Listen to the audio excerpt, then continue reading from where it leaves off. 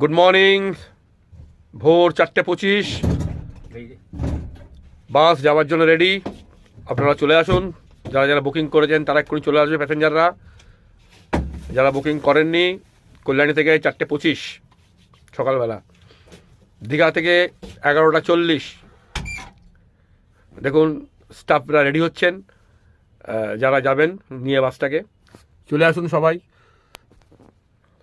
Kalyani Digha bus service, Sarthika travels, Manikanchan travels কোলাবোরেশনে booking হয়।